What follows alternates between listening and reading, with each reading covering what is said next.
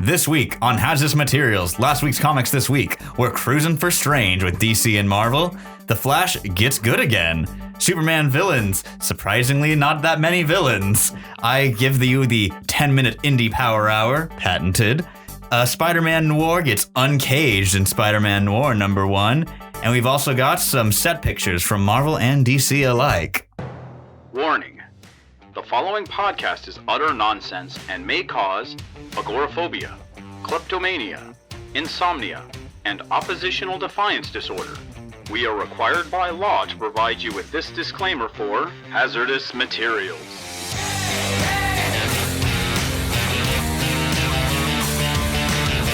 Welcome back to Hazardous Materials, last week's comics this week, wherein we do talk about last week's comics this week. And also throwing some multimedia news at the end just to keep you engaged for that entire sweet hour. My name's Casey Johnson, with me as always, Gideon Gonzalez. So, top of the hour, we got strange stuff. Yes. But not the kind of strange stuff you would think of. Something good enough to actually make you care about Adam Strange, which is a Herculean effort. A character who I've never read a solo story from. I've always seen him pop up like in Justice League issues or Brave and the Bold or on cartoons. This is a first. Yeah, and this was real damn good. It's Strange Adventures #1 from the creative team of Tom King, Mitch Gerads, and Doc Shaner. Now, King and Gerads are responsible for one of my favorite books from last year, Mr. Miracle, which is all-timer. Everyone should read it. Doc Shaner has bounced around a little bit. He's worked on the Terrifics. He did a really good Shazam story a couple years ago. But the way he's positioned here with Gerads doing the modern day stuff and Shaner doing like Silver Age flashbacks, really, really good and plays to both of their strengths. Now, some people may not understand this. We're talking about DC's Adam Strange. This is not Stephen Strange. Adam Strange is kind of DC's analog for Flash Gordon, basically an Earthman who's been hit by, what's the ray called? A Zeta Beam. A Zeta Beam, which sends him to the planet Rand, which he ends up defending. And when the Zeta Beam wears off, he comes back to Earth. He also gets a really cool jetpack on Rand and a little finned helmet. Yes, he's got an iconic look, but not a whole lot of people know about him. But yeah, I mean, even in this issue, he is extremely kind of squarish, 50s Flash Gordon-ish in his dialogue. And they do a really great job of contrasting, again, like that goofy old sci-fi serial thing whenever it's flashing back to him on Rand with his modern stuff where he's confronted with, hey, maybe I committed war crimes. Yeah. Like so the reality of it. Pretty much all of Tom King's work is somehow reflective of guilt and reassimilation after his involvement in the Iraq War. And this one makes it very, very explicit. Yeah, what's the name of these the villains he's facing off on Rand? Is the Rick, the Rink? I don't remember what the actual name is, but I do know the Silver Age name is the Murdermen. I was just about to bring that out a lot. That was the best ever. It's like there's a squad of Murdermen coming. I'm like, that's the best thing I've read all week. Yeah, and man, the way they're positioning it as, hey, Ron's pretty messed up, and maybe Adam Strange wasn't actually like what's the word I'm looking for? Not justified. Not blameless. Yeah, that he's got some dirty hands. Yeah, which comes in the form of the modern day vignettes where he's basically on a book tour. And as the book tour progresses, it goes from people walking up to him are very supportive and really jazzed about an American hero to like later in the book where you got this crazed rabid dude talking about, you know, all these people you murdered and you're lying to the American people and you're just a mass murderer. And I'm like, dude, and a that detail escalated.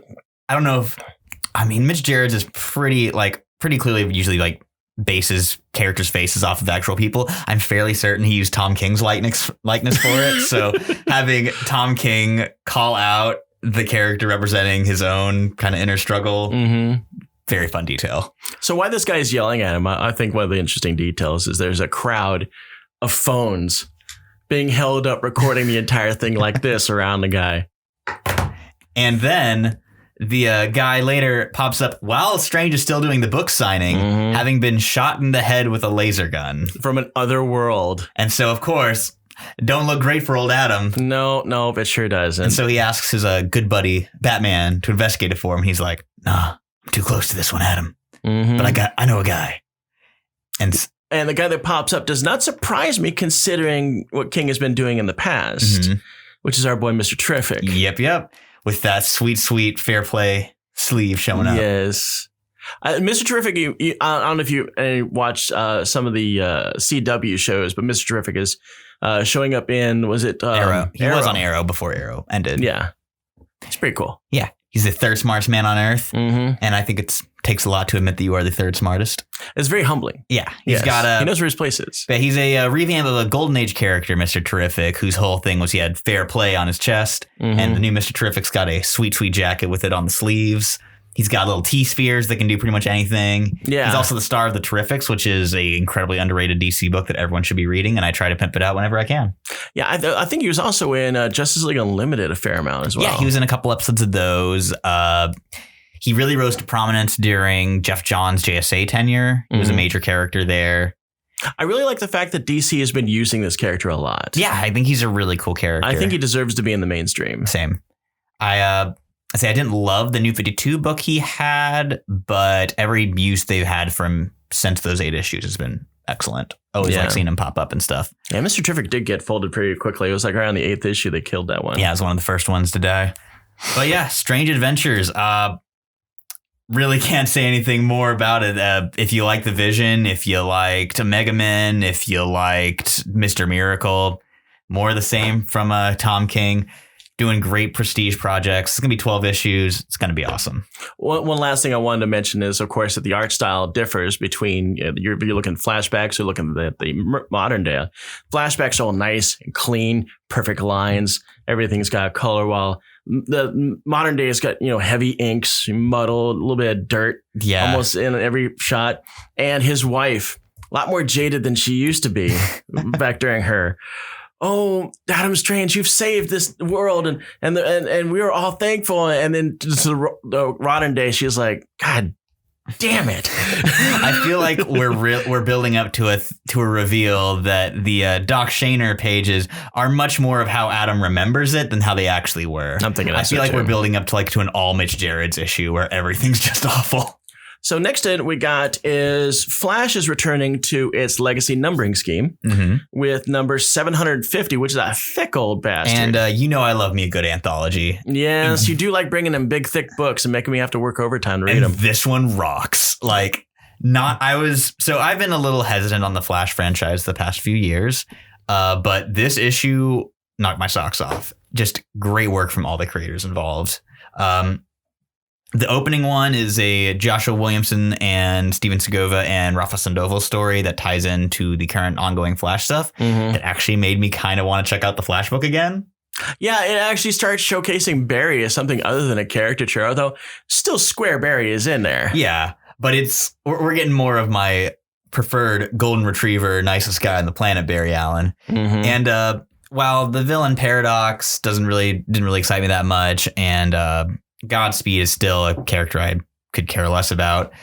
There is a pretty big reveal in that story, though, when Iris mentions that she's got a couple big surprises for Barry. Yeah. Tornado twins. Yeah, there's that. And apparently there's a new process that Flash can do called the Flash Mind or something like that. So he can basically process different realities in his mind. That's been around since New 52 Flash. Oh, no kidding. Yeah. That shows you just how much I've checked out on Go Barry. There's a really good, probably the best issue New 52 Flash where he makes use of that and they do 3 lightning bolts across the page for half the issue, showing the trail of cause and effect. Really cool issue. Highly recommend. I don't remember what the issue number is. In these brackets, we've got a Gorilla Grodd Flash hero. And this is in the Brian Buccellato and Francis Manapul story, the creative team that did that Flash story. Right. And an Iris Allen Flash. And a kid who reads New 52 Flash Volume 1 and goes to get and recreates the effects of that.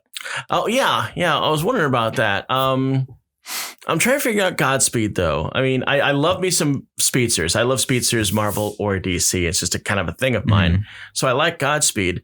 And it sounds like Godspeed is talking about what would happen if like he had been hit by the lightning bolt or something along those lines. See, I think you're mixing. Am I mixing up the stories? You're mixing up a couple stories, yeah. But I think actually, I think that story might have been actually no, because in the Booch and Manapul story starts off with Iris. I think Barry says something effective like, "No one else could do what I do," and then he goes, "Or could they?" And then sees all those alternate realities. Oh yeah, okay. So I am getting mixed up with a later story where Godspeed comes in. The Godspeed's the first story in the book. Okay, so that's what I thought we were talking about. Yeah, which we wrapped and moved to the Manapul and Buccellato story. I'm completely lost. You jumped the story. We wrapped. I'm edit this. Delete this now. No, there was a lot of stories involved in there, and because I had to read it so quickly, unfortunately, some of the stories are mixing up in my brain, and I'm aged. So moving on. It's okay. The Johns Kolins reunion for Captain Cold was awesome. I loved it. It felt like a lost story, like from the original Johns and Kolins Flash run, which is one of my all-time favorites. I've seen this artist before. And I swear I've even seen him draw the Rogues before. Yeah, Scott Kolins. He drew Geoff Johns' Flash run in the early 2000s. That's right. Oh, that's right. Because he came up with Zoom's eye with that little dot in the black mask. Exactly. That's right. We've even talked about this too. There was the I thought it was really fun. The Marv Wolfman and Riley Rossmo Mirror Master story that homaged a lot of classic Silver Age Flash stories, including my all-time favorite Flash cover, The Plight of the Puppet Flash. You're so strange. So good. I thought that the Mirror Master one was kind of the weakest one. It's one I wanted to skip to the quickest. But in fairness, there's a bunch of real good stories in here. There were. And the Mirror Master one was the only one that kind of let me down because it just felt like, okay, it's Mirror Master doing his Mr. Master thing. Yeah. And he's done. Story's done. Moving on. There's another Joshua Williamson story in here with art by Dave Marquez. That's a Golden Age Flash story, which is our second story in DC's all new, all different timeline, where Wonder Woman is the first hero to make their debut in World War II times. So Jay Garrick's rolling around. He's fighting the Thinker. I like Jay Garrick's updated outfit. Yeah, it looks real slick. Yeah. I'm normally a very vocal proponent of, no, Jay Garrick just wears a shirt and pants like people. But this is, I like how it looks of its era, you know? Yeah. It doesn't feel overly techie. It doesn't feel overly techie. It feels like something a person that runs this quickly should wear. Yeah. Even though I think there was like a loop over his fingers so his sleeves stay in place. Looking proper. And he's got a nice marine collar going on, which I've always thought looked sharp. There's a very fun bit where a mysterious voice whispers to him to give up. And I mean, we all know who that is. It's that time-traveling trickster Professor Zoom. A little dip of the yellow mask in the shot there was kind of a giveaway too. But old Jay, yeah, none of that. doesn't take that advice. He keeps on fighting. He throws a little hat around. I like that he threw the hat. Does his Jay Garrick thing. He threw the hat like Xena. I don't think I've mentioned it on the show, but I might have mentioned it to you that one of my frustrations with the Flash run currently is that it's going a little too far in having Eobard Thawne involved in everything. Right. Like my big breaking point was when they had him involved with Hunter Zolomon's origin. And I was like, well, that's just adding a hat on a hat. He already had a perfectly good origin based on his own hubris. Exactly. But I really like this story because like it's a subtle thing. It's not Zoom being like, I gave that criminal a gun to shoot your family, Solomon. It's like, yeah, he's like trying to subtly affect things. Also, it doesn't work. Like it also is a great character bit for Jay Garrick. Yeah, I did like that too. Yeah. When I saw the thing, it's like, oh, hey, cool, Reverse Flash. And like you, I was like, I hope he's not going to dominate the rest of this little story. Nope. He's just in there and Jay keeps on fighting. And this honestly made me really excited to check out that Generation 1 shot they're doing about the World War II heroes in the near future. Yeah, I'm really a sucker for a nice updated outfit that still stays true to its roots. And if what I'm seeing here with Jay Garrick's outfit is any indication, I'm really kind of interested to see what they do with the rest of Justice Society. Better not get rid of Alan Scott's big old collar, though. Oh, no, that's a pimp collar right there, man. Doc Strange really sells that sucker. And his little slippers with the laces. All about that look. His little medieval things, the laces going down his legs. Alan Scott is a fashion icon, and I won't hear a word otherwise. Oh my God. I never will truly understand how a man could call himself Green Lantern and walk around with a red blouse. And yes, it is a blouse. And a purple cape. And a purple cape. What the hell is he trying to tell me? I know what he's trying to tell me is the guy that made this, like, what ink is going to stay on this page the easiest? Purple and red it is. And the last story in this bunch is a continuation of Flash Forward number 6 with a boy Wally chilling in the Mobius chair, seeing all the timelines happening at once, being like, whoa, that's weird.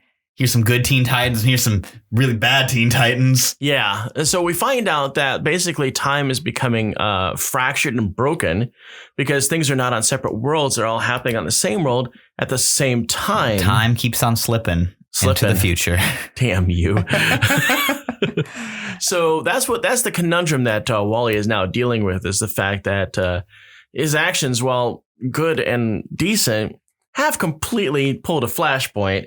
This is his flashpoint. Yes. Yes, because now time is completely broken.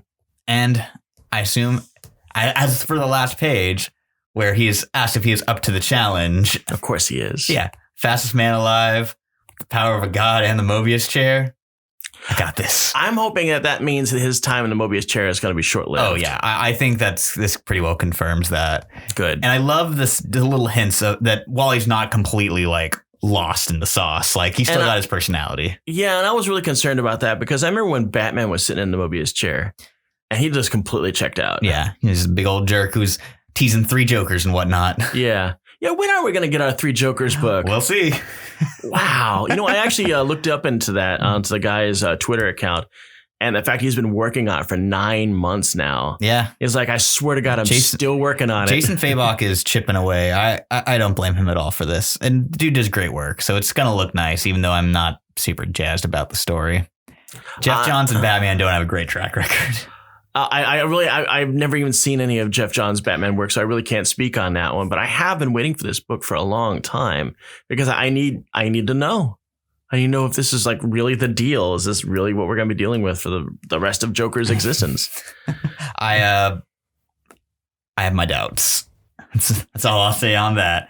And that wraps up our Flash 750 talk. It's really good. It's real big. There's a million great covers for it. Go buy at least one. Be like me and buy 2. Yeah, I know you got the checkered thing, which I salute you on because I definitely did dig DC's old checkerboard frame. I had to rep my 2 favorite eras. Love me some 60s Flash and all about Geoff Johns and Scott Kolins, Howard Porter, all them. That era of Flash is one of my faves as well. Love my boy Wally. So next thing we've got is what I'm thinking is the last leg of the Superman Identity Tour. And that's Superman Villains. Weirdly titled because it doesn't have that much to do about, like, there's 3 villain stories in here. Yeah. Or 4 villain stories, but it's mostly just feels like an issue of Bendis Superman. It's a weird one. Like, I liked it on the whole. I didn't love it like I did Heroes. I really liked when it was actually a Superman Villains book. Now, correct me if I'm wrong, and I might be really wrong on this one. Okay. But it really felt like some of the story elements, especially when we're dealing with the owner of the Daily Planet, were using the same artist that we saw in early issues of Alias. Yeah, that was Michael Gaydos making his first DC interior work. Okay, I was wondering about that because it's like this kind of art style I don't usually like.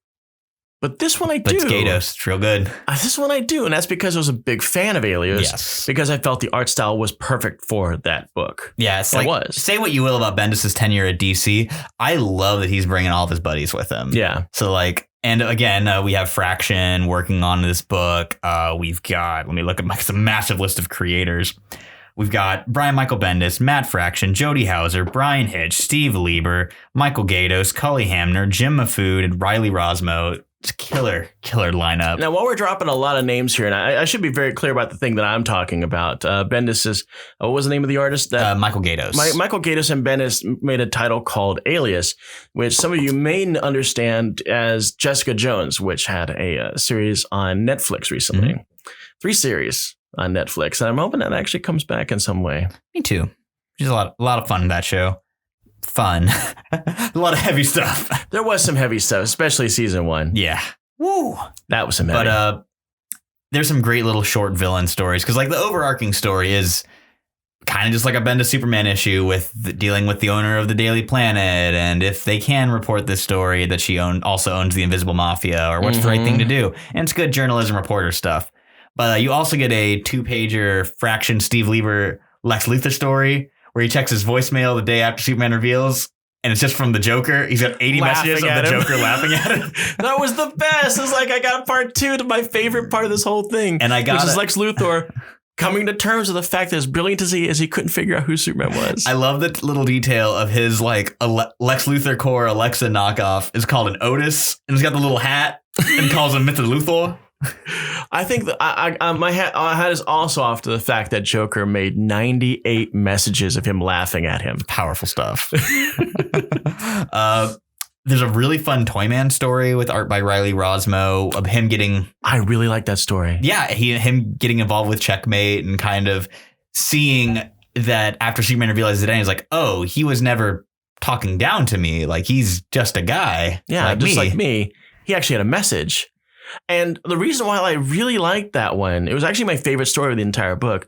I love villain redemption stories. I love them. I don't care how B, C, D, or even F serious this villain is. I mean, Toyman, who the hell cares about Toyman?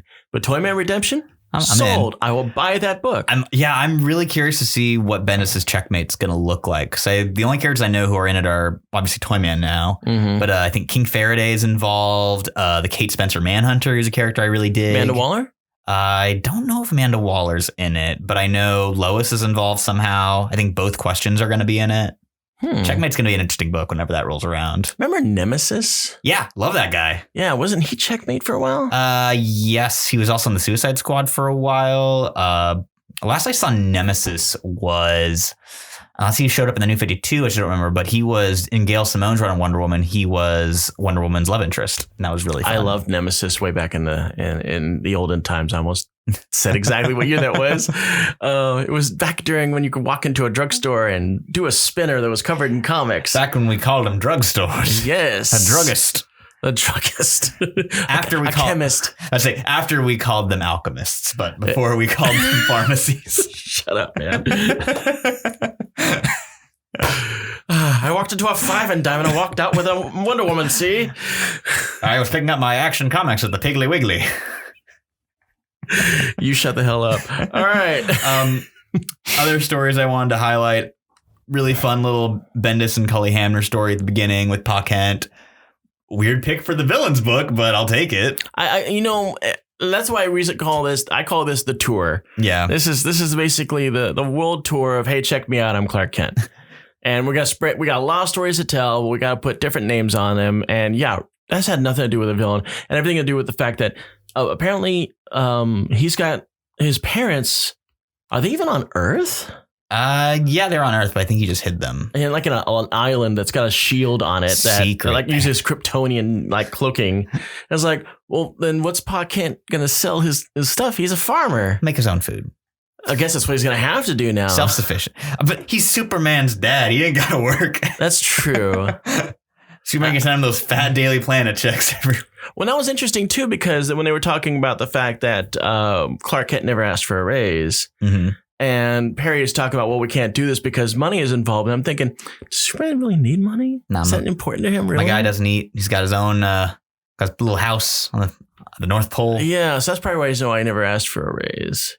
But yeah, going back to the original story that we were talking about is the fact that this story about the Daily Planet's owner being involved in the Invisible Mob could very well sink the very paper that's running this story. Yeah.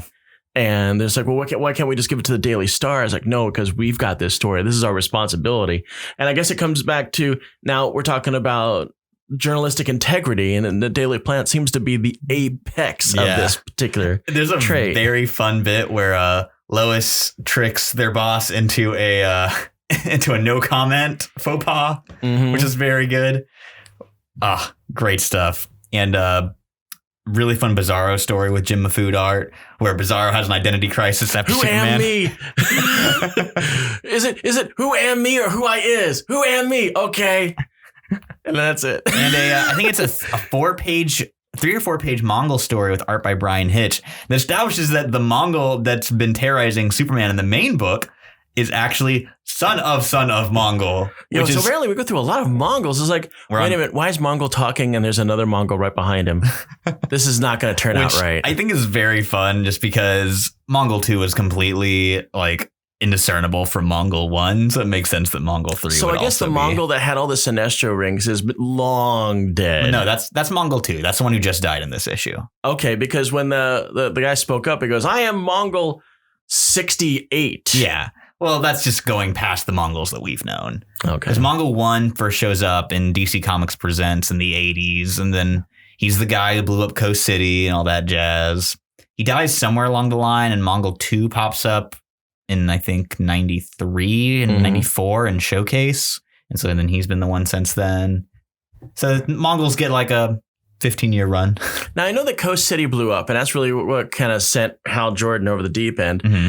Didn't Star City also get the same kind of treatment a few years later? More than a few years later, about 15 years later, during Cry for Justice, one of the worst comics ever written. Oh, God, I know. Some bad stuff. But that's actually that was the last issue before New 52 just erased everything. No, Cry for Justice was about a year before New 52. But like it seemed like all of the repercussions that came of this was because Green Arrow kills Prometheus, and then everything gets rebooted. So it's like, who gives a crap? No, we had to survive a year of a really bad Green Arrow comic. Rise of Arsenal happened, and I can't ever forget it. I'm going to have to just do a whole episode just shooting on Rise of Arsenal, because although it's been over a decade at this point, what more can be said about how bad it is? You know, pain lasts for years. It's true. Sometimes I remind Identity Crisis exists, and I go, whew. Oh, wow. Salt on the wound. Yeah, you know, every time Phantom pain. You know, sometimes when I think about things like that, especially Identity Crisis, I'm like, can I really talk about this in mixed company? No. That's how bad that is. Every so often, someone mentioned it at work, and I'll just get all worked up about it and just like, rawr. It's like, it really is something that's like, hey, what's Identity Crisis about? No. We're not having this conversation. But one last note on Superman villains, kind of bring it all full circle. You may notice on this cover, there are many villains. Villains. Do you know how many of the villains on this cover appear in this issue? 3? No. One? It's Lex Luthor. The Joker shows up in a voicemail, which you could argue is 2. That's true, because you got Grodd and Death. Yeah. There's Reverse Flash. Like, and none of the villains actually featured in the issue are on the cover. Like there's Cheetah. No Bizarro, no Toyman, no Mongol. It feels like it was just a pinup that they decided to use for the cover. Yeah, weird pick. Oh my God. Still, decent issue. Yeah, if you like a big poster for villains, this is definitely the one for you. I have Lex Luthor menacingly holding glasses. Whatever, Lex. So, I'm so done with you. Moving into the Gideon Gonzalez Indie Hour. Yes, the Indie Hour. I'm starting off with Ahoy Comics' newest number 1 by Mark Russell and Steve Hugh, the creative team that brought us The Flintstones, one of my top 10 comics of the 2010s. Billionaire Island. I know nothing about this book. So the premise is ecological disaster has been hitting the world, and there's a special island for billionaires. It's basically a big old party boat, right? Party boat city. And a lot of folks don't like that. So you have a reporter who infiltrates. I say infiltrate. She goes to do an interview, but then he gets trapped there in a literal giant hamster cage that the owner of Billionaire Island maintains for all of his enemies. Oh, okay. It's like that, is it? Including one who was a woman who went for an interview, was rejected, but since she couldn't leave, they keep her in the hamster cage, and she's convinced that it's just part of the test for the interview, and she's been there for like a year. Wow. So you have some great bits of these corporate people like just flailing over themselves, trying to impress their guards and fighting over the hamburgers they get dumped in. Man, Ahoy has really been having a banner year of just batshit crazy stuff. Yeah. Ahoy is my favorite indie publisher right now, and and whenever I pick up one of their books, it's always a good solid chortle. So where did Ahoy come from? I mean, this is like the 4th episode that you've been bringing up books of theirs, and I kind of want to know where their origins are. Ahoy Comics, I believe at least the main driving force is Tom Pyre, who has been an editor at least DC. I think he's done a little bit of Marvel work, but like since the 80s or so. I really got into his work from his 90s Our Man book. He's also collaborated a bunch with Mark Waid around that same time. I like Mark Waid. Yeah. I believe he worked on some of Mark Waid's Flash near the end, and that when Wally had his kids. Peter wrote a bunch of those issues. He wrote a lot of the Batman 66 comic. If you read any of the 90s Atom one-shots they did, he did those. Really great writer, excellent editor. He's just been bringing in top-notch talent to Ahoy, where it just really feels like pie in the sky pitches, just like hit me with your craziest thing. I mean, so I'm assuming this comic shop, whatever, is very new, like within the past year. Which one? Ahoy, yeah. They started, I think, in 2019, maybe late 2018. The Wrong Earth was their debut title, and that's one of my favorite comics of the last couple of years. That's very interesting. They also picked up Second Coming after DC dropped the book, and Mark Russell and Richard Pace shipped it over to Ahoy. And now Mark Russell has another book with Ahoy with Billionaire Island. I'm glad that all the new comic book companies coming have learned the lessons of cross-gen. Do you remember cross-gen? Very vaguely, but lay it on me. Cross-gen was a comic where basically a millionaire, billionaire, whatever you want to call him, got a bug up his butt. Like, I want to have a comic book company. It was the time. And he wanted to have it as a bullpen, kind of like the old 70s Marvel. And like everything was high tech. There was bunks in the place and showers and a gymnasium and all this super high tech stuff. Like it was. Do they have their very own Jim Shooter on hand? It feels like it, but it really felt like Microsoft had obviously put this office together. And I wish I had the details of it specifically, but it was just so over the top. You knew they were spending crap loads of money to not only keep this place running, but all to keep this high end talent that they had hired in. And of course, you do something like that, you're going to hemorrhage cash. And that's what happened to them. R.I.P. CrossGen. Yeah. Their stuff wasn't really that good either. I guess that's the real tragedy of it all. It wasn't even good. Yeah, because what he was trying to do is he was coddling all this art talent with all this high tech stuff, but he wasn't disciplining them. So they would miss deadlines constantly. And if you miss deadlines, especially if you're a new comic book, that means you don't have revenue. And yeah, when you have the super fortress that you've made for yourself, you need revenue. At the Hall of Justice. Yeah, so poor CrossGen got killed. Google CrossGen Comics and you'll see what I'm talking about. So the other element of Billionaire Island is you have a character whose family was killed by the callousness of the billionaires testing out poisons on rations for refugees. And he is a Punisher type character who is killing his way through millionaires to get to the billionaires. And the issue ends with him making his way towards the island. So is he the prime focus of this book? Kind of. Him and the reporter, they kind of get a 50-50 split. Okay, because that sounds like it's something I can definitely get down on. You should definitely jump on Billionaire Island. I was already in it when you said that a woman had been locked up for a year and she thought it was part of the interview process. I'm already sold on that. And the more you keep bringing these Ahoy books, and they just sound just so crazy. I was like, I'm intrigued on the crazy level you're bringing to this table. Second Coming. What was the other one? Planet of the Nerds is a big one I really dug. Yeah, we did over the Planet of the Nerds, and I actually ended up reading like most of the issues off of that. Nice. Awesome. Yeah. I never read the first one, though. Because, I have no process. Well, let's say it's why I do the show, is so I can get people to read some fun, weird books. There's some fun, weird stuff. And another weird book. Well, this one's not that weird. It's a licensed comic. It's a licensed comic that I didn't read. It's Transformers Galaxies #5 by Kate Leth, Cohen Edenfield, and Alex Milne, who is my favorite Transformers artist. Now, this one kind of came out of nowhere for me, and I actually had to ask you, why Transformers #5? So tell me why. Galaxies is the spin-off book from the main Transformers book, where Galaxies is focused more on shorter, more specific character-focused arcs. So the first 4 issues were a Devastator origin story. They were pretty rad. I love Devastator. Yeah, you should read it. It's really badass. And this one is called the appropriately titled Wannabe, starring Cliffjumper. I knew you were going to say Cliffjumper. I knew it. Red Bumblebee, who... The minute you said Wannabe, is like, this is going to be about Cliffjumper, isn't it? Who is tasked with a diplomatic mission to a planet that Bumblebee once saved, but all of the sentience on the planet they see via echolocation, so they have no concept of color. So they just see the same horned head and little chunky body, and they're like, the bee must please the bee. So they worship the ground he walks on, and Cliffjumper did not know this going in. He was like, oh, I'm so glad I got picked for this important mission. There's like a quick, fun little flashback page of him being mistaken for Bumblebee.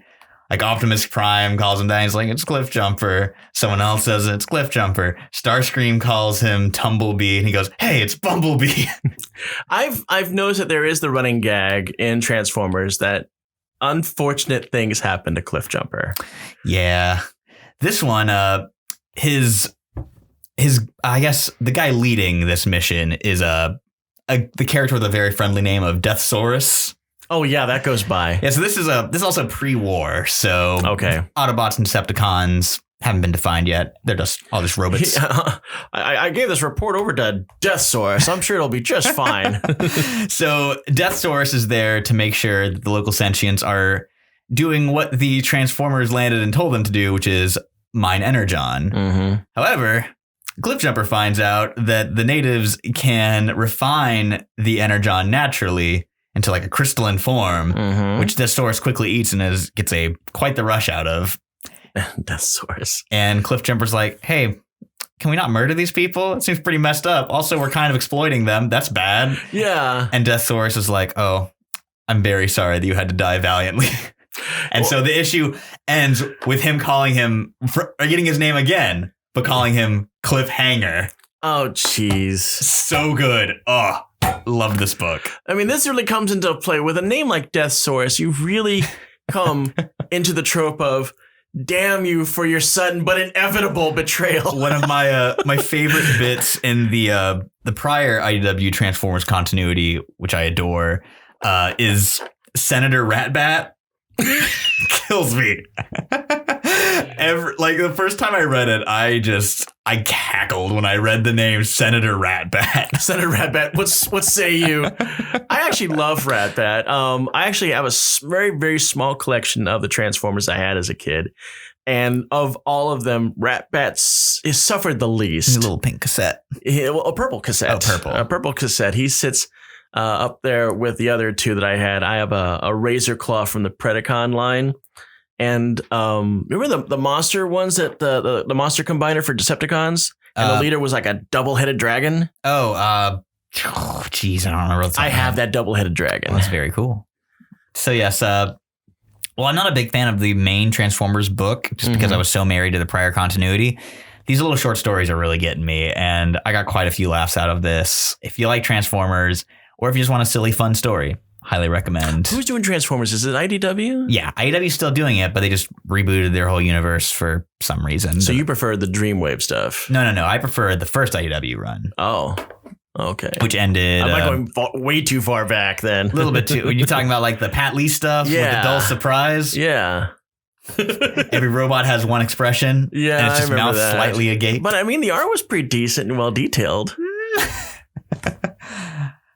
Pat Lee wasn't one for continuity within his own panels. No, he was not. Devastator could be the size of a skyscraper or like the size of a boat. I did notice that, depending on the page. But I think that problem existed with any Transformers comic until that time. Yeah, about to say 80s Marvel Transformers. Whoo boy, and a comic that really depends on you being able to identify characters by color. They sure did mess up those colors a lot. Oh, yeah, that was back when they just did not care. No. I actually went back and actually looked at just to see, okay, who was the colorist on this job? You suck. And this goes back to my problem with coloration and lazy artists and crap like that. Because remember I told you about how the colorist had to save art for Quicksilver because all he was is just a little dude. The same problem happens here, but this is where the colorist just flat out said, you know what, I can't fix this problem. This guy is now purple. There's too many damn trucks. They all look the goddamn same. I'm an adult man, and this guy looks like he should be blue. Blue he is. I'm sure Jim Shooter was devastated when cashing those sweet Hasbro checks every month. Damn Jim Shooter. What a character. So we're finally to our Marvel segment. Thank you. And I'll let you take the rein on this because the Gideon Gonzalez Indie Hour. The indie hour has concluded now. Now we're going to talk about something strange. The other strange thing that we're going to be bringing up in this episode, and that is Strange Academy #1. This really did feel like X-Men for Magic. Yeah. Yeah. The story starts off with someone, a kid who's innately magical. So, she's doing very small things. And as she grows up, she starts doing like large things without realizing that with magic, there's a transference. Like reviving your price. dog after get hit by a truck. Yeah. So it's like, I'm going to do all these kind of things. And then this tree comes to life, goes, damn you for what you've stolen from me. I was like, oh, things got ramped up big time. And she's saved by Zelma, who is Doctor Strange's sidekick in the Jason Aaron run. And it was cool to see her come back. That was cool. So we see a lot of really odd characters coming out of there. Well, we got 2 Asgardians. Yeah. We have a full-sized frost giant. It was very cute. I really like them. The son of Dormammu. Doyle Dormammu. I love Doyle. He's The my best boy. part of this. We have an outright demon called Despair. Not Despair. It was it was Despair. She's...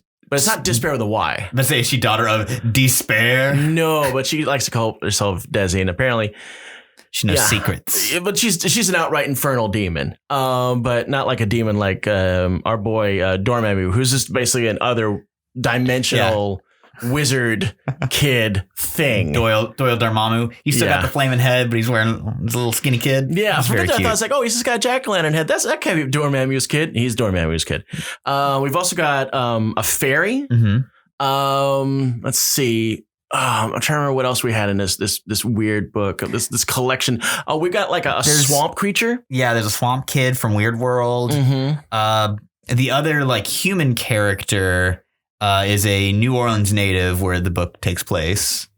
Yeah. Oh, we got an orphan who's part of the foster care system, who's apparently as an animated jacket monster. Very fun. That Doctor Strange thought was really gross. I did I thought it was very funny where at the end where they're like, please call Strange Academy. Where's Doctor Strange? And Doctor Strange shows up fighting a demon and is like, all right, kids, everyone murder the extra dimensional entity. Yeah, I mean, you just go straight in. It's time for fighting. And this is what we're going to do with this book. We're not going to bog it down with the politics of students. Yeah. We're going to fight some other dimensional monsters. And I like the fact that when everything was said and done, there was still something eating Doctor Strange's shoulder. Yep. Scotty Young knows what the people want. Yeah. Scotty Young is known for his chibi art. Mm-hmm. This is drawn by Humberto Ramos, but written by Scotty Young. Right. I've never seen anything written by Scotty Young. He did. I'm trying to remember what the book is called. It's Middle West is his image book that's been getting a lot of press lately. Mm-hmm. He's written a couple other things that he hasn't drawn, but Middle West is the big one that jumps to mind. He just wrote a Deadpool run, actually. I haven't read it though, so I can't speak to it. Now, I'm going to say this because I think it's really true. I think Humberto Ramos's art style has grown up.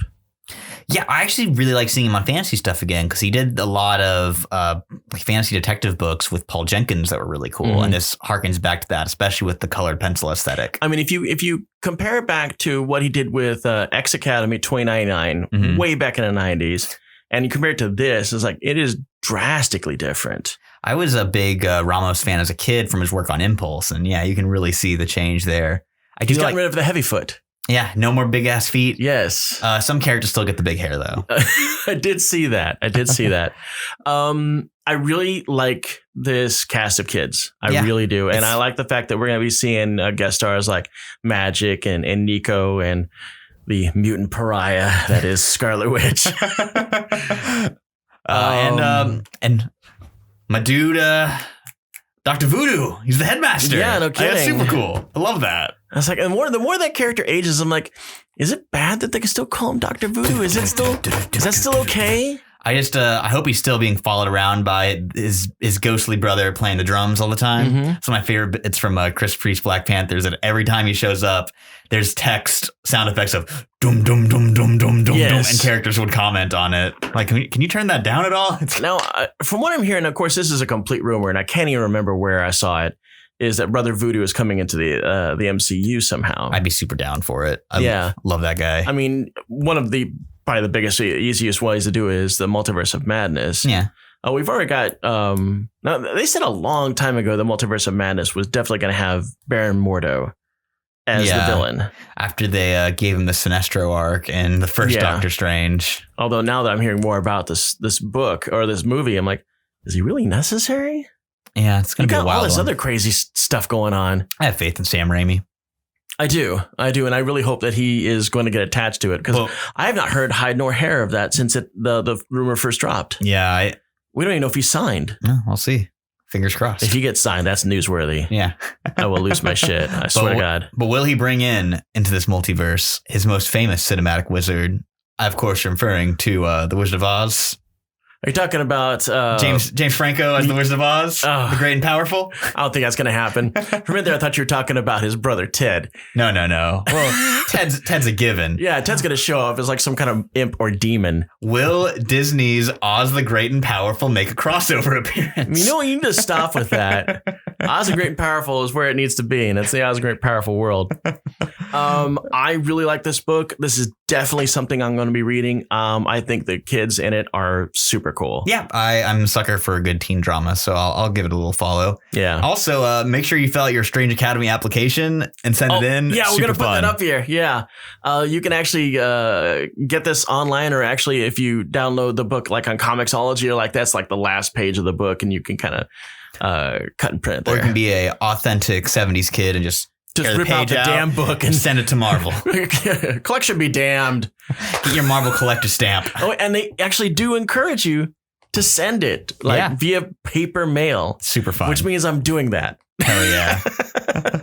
And we're moving along to a book I didn't get a chance to read, but you sung the praises of. Yes, Spider-Man Noir #1. Mm-hmm. Despite the fact that our boy Spider-Man Noir did get killed in the most recent Spider-Geddon, here he is, all in his lovely darkness. This book is dark. Now, I don't mean dark as in, oh my God, everything is horrible, but dark in a noir kind of setting. It's lots of grays, dark blues and stuff like that. I really love the fact that his spider sense is like a bright neon red. So it's pretty cool. It stands out when he uses I took a flip it. through and saw some of those Juan Ferreira pages, and they're gorgeous. I love his work. He did a great Suicide Squad run. He did an awesome Moon Knight one-off story. I always love seeing him getting good work. Yeah, this book is beautifully put together. I don't want to say drawn because it almost feels like it was painted. Yeah.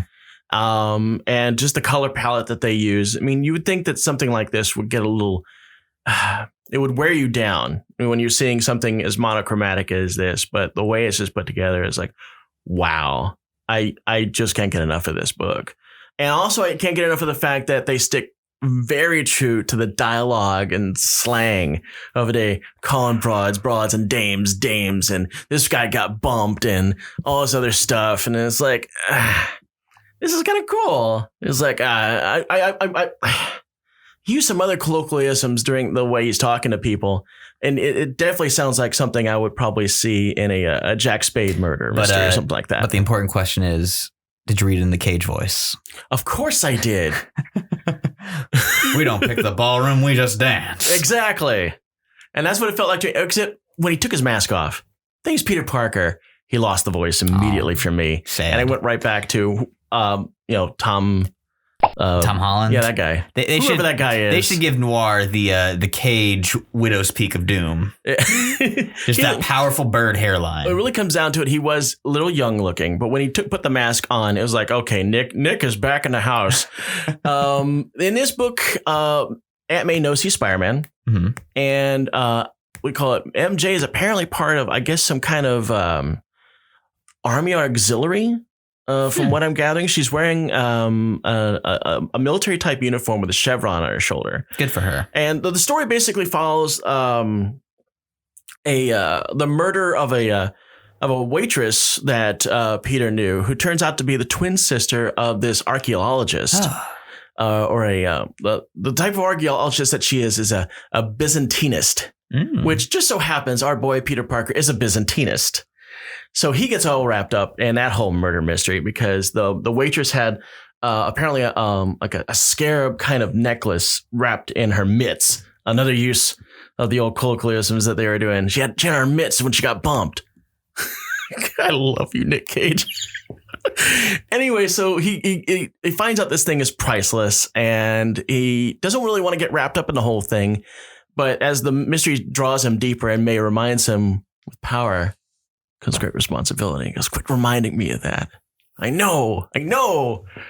So he decides that he's going to go and accompany this, the twin sister of this murdered woman, in an effort to try to not only solve this mystery, but find out what's going on with this piece and how it wraps up into this. So that's where we end off with issue number 1. Well, cool. And this is what, a 5-6 issue mini? I think it's a 5 issue. He does get a bit of a fisticuffs. He does use his pistols, but he doesn't use it to kill people. I noticed that when he jumped on top of what appears to be like a late Model T Ford and uses his pistols basically to blow out their windshield, but then uses his webs to start working them over like a speed bag. Yeah. So, besides the fact that when he takes his mask off, it is a little jarring. It's like we're talking two completely different characters, because you got Spider-Man, who is Spider-Man in the way that Nick Cage is Spider-Man, very dismissive, doesn't want to get wrapped up in stuff that isn't part of his 5 boroughs. He's a noir detective. Yeah, because I got the 5 boroughs to cover. I ain't got time for this.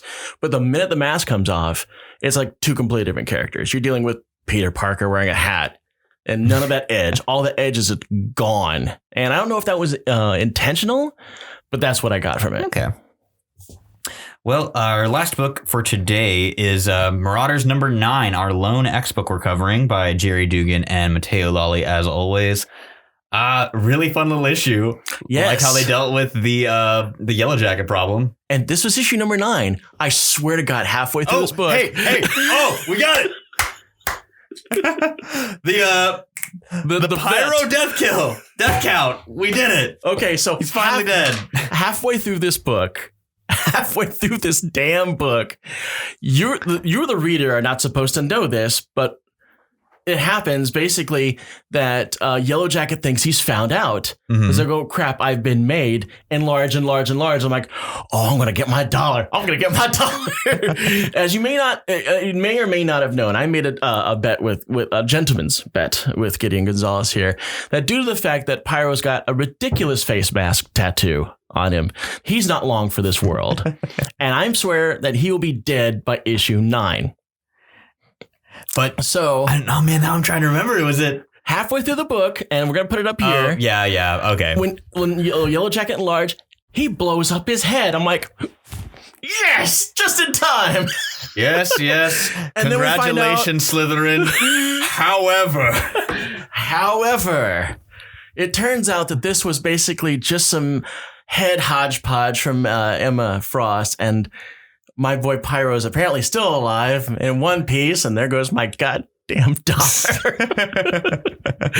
The Pyro Deathwatch continues. But all I've got is a $5 on me. Got change? Cool. Actually, I do. Oh, give me that change. We're doing this. Alrighty. Because you know what the funny thing is? As I was getting in my car to come down here to the studio, I found this $5 bill on the ground. Wow. It's like God knew you were going to lose a bet today. 1, 2, 3, 4. Yeah, nice. I knew buying everyone at work Shamrock shakes would pay off. Well, you just got somebody else's money, so I guess that works out for me too. Did all worked out. God damn you, Pyro. But yeah, Pyro shows that he's not afraid to burn some kids, at least mentally, because Emma Frost uses her psychic powers to project her and Pyro into the Hellfire Kids' lair and make them experience being burned alive. Oh, they felt the pain of it. They know not to mess with the mutants no more. That's an interesting way of going about that. You really can't screw with somebody. It's like, hey, you're going to feel this. Can you feel it, Mr. Krabs? Yes. You kids are playing a game that we've perfected long before you were born. You need to shuffle off. And we end with the reveal that Lockheed is not only alive, but he's coming back. Yeah, it seems like that was an inner dialogue that was going on with the banners. And it's like, okay, it's time for him to go get his woman because he's got to go save Kate. Exactly. We'll see. And we do recover Kate's body in this episode. Yeah. I don't know if you saw the cover number 11, but it's a Kate funeral. So yeah, we're still not able because during the part they actually are actively trying to bring back Kate using the process, but it's failing. So like, oh God, how is this going to resolve itself? I can't believe my boy egg would fail me like this. Yeah, I know. They're all sitting around looking at this egg going, it's not viable. It's not going to happen. We'll get, I'm sure Kate's resurrection is going to have some, I feel like they're going to be able to resurrect her, but we're going to have some Emma machinations of not letting other people know so we can have secret agent Kate. Yeah. And when this all happens, that it's going to come to a head for our good boy, Sebastian Shaw. Oh man. Can't wait for the foot to drop on that guy. I'm just saying that I think that my man is going to have a cellmate pretty soon. How do you like it down here in a pit with me? Oh, God, that would suck. The whole population, two. Yeah. And one of them just happens to be, a ravenous animal that murders people for fun. And Sabretooth. And so I think we're going to go to our break before we have our fun little multimedia news. So yeah, indeed. See you guys in a few after these messages. Hey there, we have made it to episode 26 of Hazardous Materials, last week's comics this week. This is Brooke with Haphazard Fiction, and welcome to the show. Hope everybody's having a great time out there. Casey and Gideon are definitely dropping some of their comic book insight on you. If you have anything you would like to add to that, you can drop it in the comments below. Send us some messages through our social media. We would absolutely adore the opportunity to hear from you. That's the only way that we're going to be able to improve the Hazardous Materials experience, and we want to make you a part of that. So please hit us up with any of your own comic book insights, questions, comments, improvements, anything you guys would like to hear. We're here for you. And as nobody over here at Haphazard Fiction has come down with the coronavirus, we may or may not be the cure. So recommend you keep on listening. So for now, I give you your newest dose of Hazardous Materials. And we are back. We've not a whole lot of news this week, but there's some pretty fun bits. Casey actually brought this one to my attention about a certain villain that we enjoy maybe being in Falcon Winter Soldier? I don't know if I've talked about this on the show, but I've definitely talked about this when we're off camera about the possibility of Thunderbolts popping up. T-Bolts, all about that. The rumor, and I hate doing rumors on this one, but this is so damn juicy, I really can't get away from it, is the fact that the Thunderbolts are possibly being introduced in Black Widow and then shoehorned right into Falcon and Winter Soldier where they get, boom, their big thing. That'd be very nice. So, this was posted up recently. It's a video wherein our boy U.S. Agent, which I think he's calling himself Captain America because that's what the government is calling him. Yeah, like in the original Mark Greenwald story. He drives up in a van, and the van is then besieged by a group of masked, costumed women. Would you say that they're grapplers? I would say that they are indeed grapplers. So that's what basically we're doing here is I think that the series is taking advantage of these B and C list villains that Captain America has had because I mean for sure Baytruck the Leaper is going to be in this. Oh, George St. Pierre coming back? Yes. Hell yeah. And the funny thing is when I was actually listening to the guy that was actually reporting about this, he kept referring to him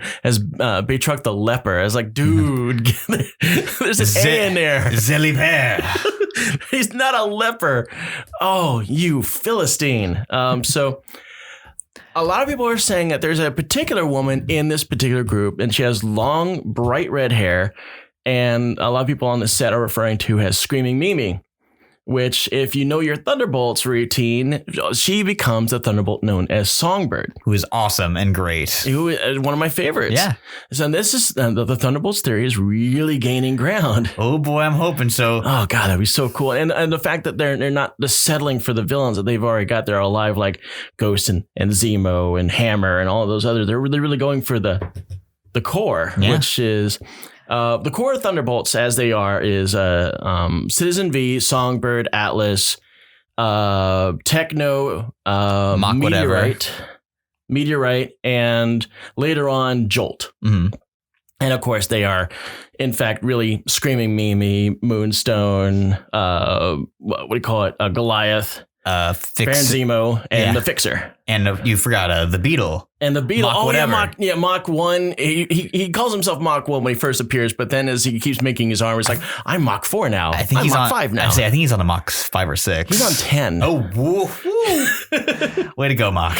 Yeah, in the most recent Thunderbolts, he calls himself Mach 10 or Mach X. And the hero clicks that they recently released of him, it's Mach 10. Good for him. So I'm thinking they're probably going to just stay there because now it's getting ridiculous. Too fast. It's too fast. This buggy boy flew too close to the sun. The closer we get to the core Thunderbolts team, the happier I am. And so far, we've already got Zemo and we've already got Songbird. And I'm wondering if maybe Hulk villain Moonstone is going to show up in this. Maybe. I mean, hell, she'd be a great villain for Captain Marvel, too. Yeah. Oh, God, yes. Very much so.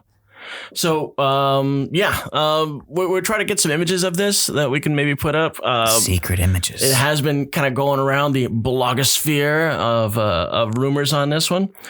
And also some really great images of our boy U.S. Agent and how his fighting style is a little brutal. Oh, yeah. Yeah. He's beating the crap out of his people. Wyatt's going to town on these fools. Yes. Next up on our list, though, a little more low-key news, but Neil Gaiman is going to be doing a Sandman audio drama for Audible, an strict adaptation of the books. He confirmed that like all the DC characters that are in those first couple volumes of Sandman will be present. I mean, who doesn't love hearing Neil Gaiman's calming voice tell you about the importance of stories? I feel like we're going from the high edge infotainment, whatever you call it, of MCU and beating the crap out of people to art house. NPR comics. Don't you love with Neil Gaiman as Sandman? Don't you like to dream? Sometimes dreaming's fun. Don't you like to see what Earl T actually looks like in space? Or some shit like that. The devil's here. Lucifer's an okay bloke. Yes. Oh, God. My Neil Gaiman's terrible. I apologize. That's okay, because the minute you said the devil, I immediately went to our own Wilson Mephisto. Wow. I will not get sick of that ever.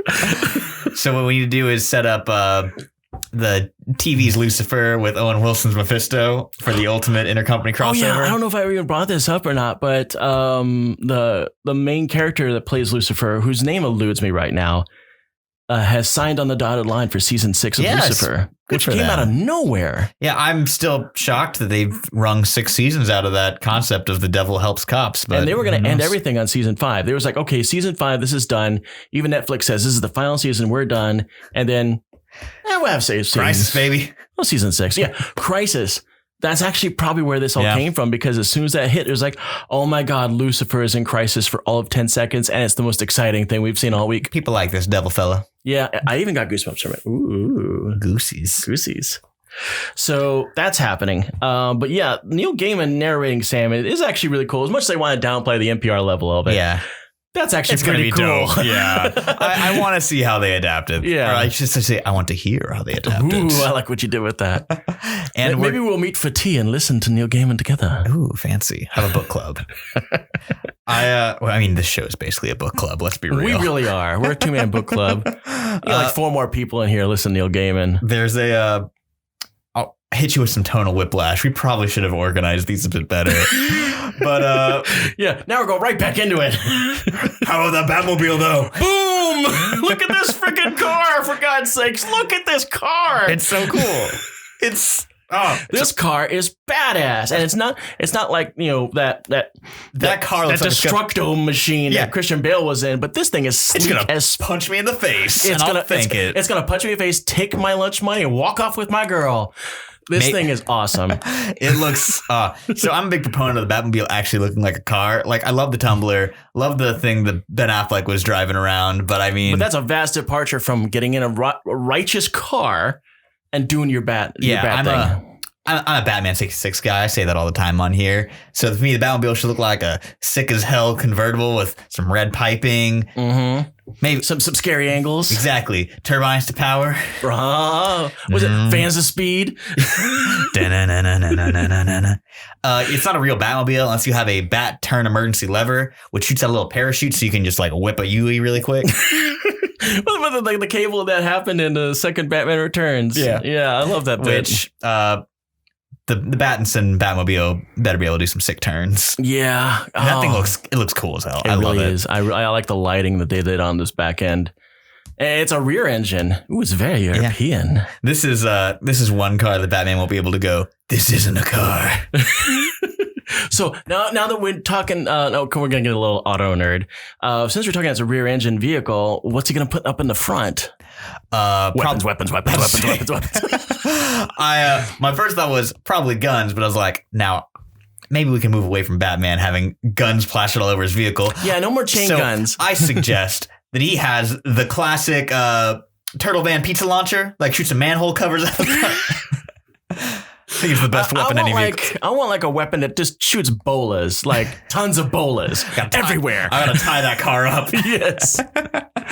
I want man bolas and I want automobile bolas. I want to need Bola Town. Just like, I know this probably is going to be a very toyetic movie, but I want a Batmobile toy that shoots out big old batarangs from the hood. Yeah, I want it like clusters. Say what you will about the turtle van. One of the best toys ever designed in my book. Oh, you and that turtle van. I lost my mind in the second Michael Bay TMNT movie, which is good actually. That movie rules, coming out of the shadows.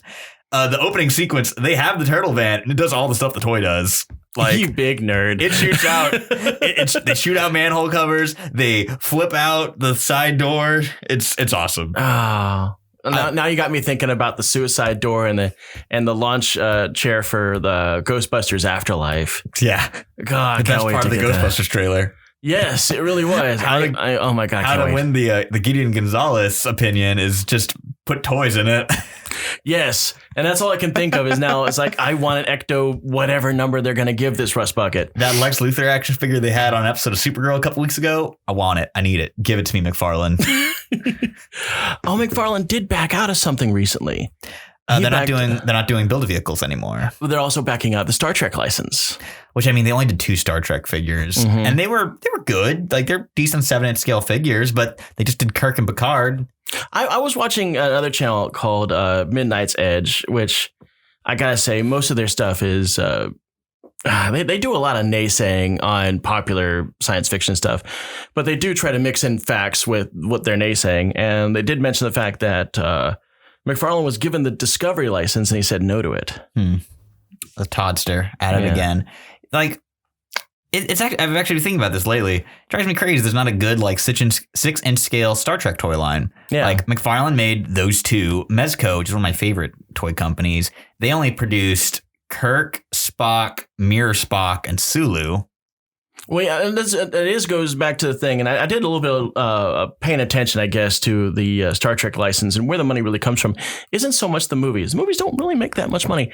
All of their stuff comes from licensing. Sell them T-shirts. All the dollars come from licensing, and a lot of them comes from toys. Apparently, there are collectors out there that suck up these toys like crazy. See, which is insane because there wasn't that many Star Trek toys for the last couple of movies. And that they were talking about the fact that, no, I guess something about the numbers involved in Discovery and even most recently Picard are unattractive to licensees. And I don't want to. I mean, they're adult focused shows. Like, I don't want to add. Picard got cussing.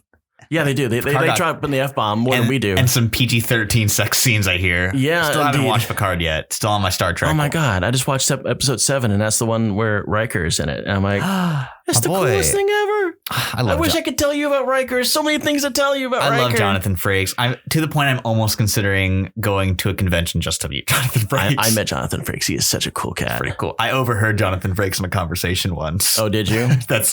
I don't know. I always feel weird about paying to meet celebrities, but I do like organically eavesdropping on celebrities. Yes. You know what? Not weird at all. You know what the strange thing is?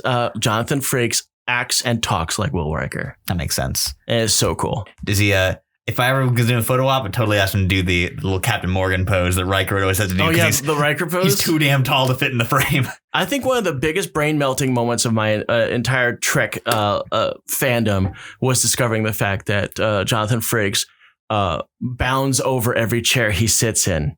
He never just walks over and sits. He basically throws his leg over it like a goddamn dinosaur. That's a power flex right there. It is a power flex. And you find out it's because he's got a back thing. Oh. So he can't sit in a chair normally. So every chair he's walking towards has to be low enough for him to throw his tail over it. My man's a champion. And then I saw videos like every time Riker sits down, whoop, whoop. The leg just goes right over it. That's so good. And he's just so smooth about it, you don't even see him do it. You've heard of the Picard maneuver. Now get ready for the Riker maneuver. The Riker leg. And we've got one more tiny bit after our massive Star Trek tangent. Yeah, Always because fun. apparently the people that were also taking pictures of Falcon and Winter Soldier and taking video of it, my might add, also got a hold of Loki and his filming. And from what we can gather, and of course, we're steering away from rumors and just going by the images that we've seen. The first image that we saw was in Disney's reveal where they showcase that Loki is in prison garb. Now, the thing he's got in his prison garb is the Time Variance Authority label. Mm-hmm. So he's clearly, Loki has been grabbed by Marvel's Time Cops. Time Cop. And I mean, of all the things going on after the end game that would really mess with time, that is still out there wondering, is Loki. He took that cosmic cube and he bounced. Yeah. And of course, that's also a MacGuffin for how Marvel would fix any kind of time problems because they've got their own people. Now, the Time Variance Authority is something that popped up in She-Hulk, actually, a few years ago. Yeah, during the slot run, I think. Yeah, the most recent one. Yeah. Where she was having to defend somebody from them because apparently they really don't like it when you mess with the timelines. There was, in Slot's run, this was about probably over a decade ago at this point, where I think she herself was on trial because they were like, "Oh, you're kind of a big old continuity blur with all of this fourth wall breaking. Can you still do that?" Nope. Yeah, exactly. So they bring all the different variants of She-Hulk that writers have made. You got serious She-Hulk, you got comedy She-Hulk, you got John Byrne She-Hulk, you got fourth wall destroying She-Hulk. I like, and there's a whole bit where she brings on as character witnesses like the Wasp. She brings in Wyatt Wingfoot. And just like if characters like, She-Hulk's really important to the Marvel universe, and you can't really pick her out of it without ruining it. Or how about that one time when you slept with the Juggernaut? That didn't happen. It was a cosmic tourist. It was a cosmic tourist that looks like She-Hulk. Yeah. Chuck Austin's X-Men run, not canon. Yeah. I went back and actually read a Chuck Austin book. It was 440. It was the one that we like talking about the most, in which where Angel makes sweet, sweet love to Husk above her parents. Yeah. That book. God, that whole thing was really a train wreck. It really is. It really was. I mean, just beyond that. Like, I can. It was also the issue where Icarus got killed. Yeah. It's bad comics. It really was. It's not even the worst issue of that run. Jesus. Oh, but it was up there. The Draco. Oh, yeah. Christ. It was definitely up there. Because that was when they just like, you know what? Here's this Icarus character that was been in this new X-Men run. Let's kill him. Yeah. Let's kill him in such a fashion where we're like, is he dead? Is he dead? Okay, he's dead. I try to avoid going like too hard on poo-pooing books and creators, but my God, Chuck Austin's X-Men, it's worst. Bringing it full circle back to our Loki thing, these new images that we're talking about right now, it does appear that Loki has gone from being a prisoner to working with the time variance. Are you telling me we some kind of suicide time variance? Yeah, he's got his jacket on. It's in the rain. He's got a tie on. I think he's like a detective or something, and this is like a detective show. Can't believe Marvel's ripping off of DC's popular devil helping the cop show Lucifer.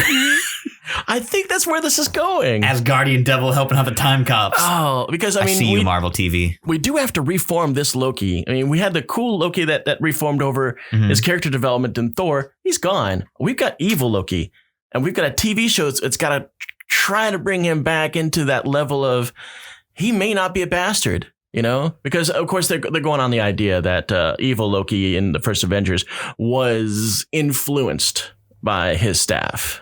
Oh. There's that. I wonder actually if maybe not to bring back Loki in full, but if this is a way to explain Loki's very quick hero development he had over those movies. Maybe. I mean, Loki always kind of had that in the comics. Where it's like, do we have good Loki today or we have bad Loki today? You give me a Jack Kirby angry troll face Loki. That man, back then, Loki was just one color, and that was like, I'm always doing machinations. Loki, what are you doing over there? That's nothing. That gnarled Maximus the badass face. Yes, and he always had that skull cap, so you didn't even know what color his hair was. And it was the Kirby cackles. Yeah, the Kirby cackles, those giant freaking horns. As God intended. Oh, Brooke, that's your favorite Loki, isn't it? Yeah, it is. I like my Asgardians with big hats. The bigger, the better. Yeah, gigantic hats for no reason on all the time. Balder and his big old flat horns that are like that wide. It's great. It seems like Sifka is the only one that got out of this with any level of. She had pretty good hat. No, she had that little headband with the little flails. They go big though. They go big. Those fins go back. They're a little big. They're a little big. When Walt Simonson's drawing them, they go hard. Nothing is as bigger as Balder's freaking headpiece. Yeah. Jesus God, how do you balance that? Walt thing? Simonson and hats, just the best duo. Let's say, find someone who loves you as much as Walt Simonson loves hats. We have kind of divorced Thor from his hat in his comic era, his cosmic era. You know why that is, because movie stars don't want to wear hats. Or because he's so powerful he doesn't need a helmet anymore. I think it's because Chris Hemsworth doesn't want to wear that dumb hat.